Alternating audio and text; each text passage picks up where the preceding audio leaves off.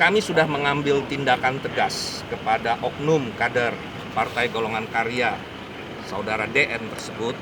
Pada hari itu juga saya menerima laporan dari BNN dan dari pengurus bahwa sore itu juga kami langsung berhentikan dengan tidak hormat, pertama sebagai kader Partai Golongan Karya dan tentu juga sebagai anggota DPRD Kota Palembang.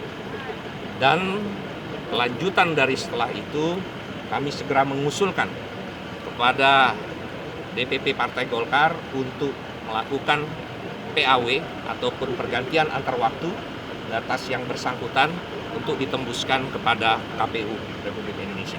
Lakukan proses hukum karena sudah terlihat bahwa ini ada barang buktinya ada, itu ditangkap tangan melalui operasi tangkap tangan oleh BNN dan sudah ditetapkan tersangka.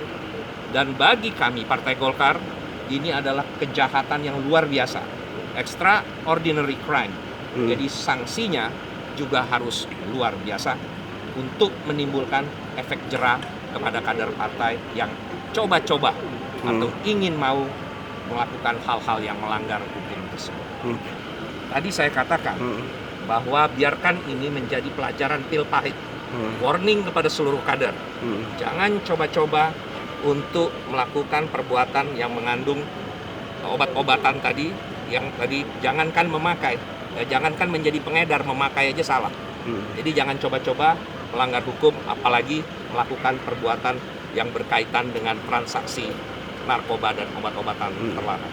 Nanti peraih suara terbanyak berikutnya belum ada ditentukan oleh KPU. belum tahu Pak ya.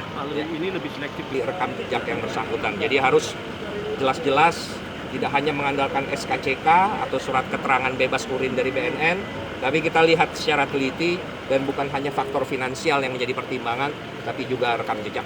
2019 yang lalu di Partai Golkar Kota Palembang pada saat melakukan seleksi tersebut.